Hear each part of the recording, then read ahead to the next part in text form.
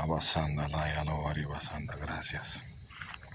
Jesús, gracias. Espíritu Santo, gracias. Señor, gracias.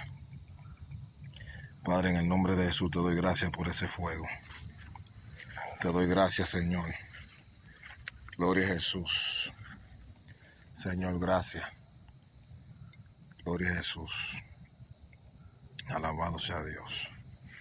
Esos palos han estado húmedos, pero yo busqué plástico y busqué funda hasta que el fuego lo pude prender, gloria a Dios. Una vez uno logra hacer un fuego, el fuego se encarga de ir secando los palos que están mojados, húmedos, y así el fuego se va aumentando.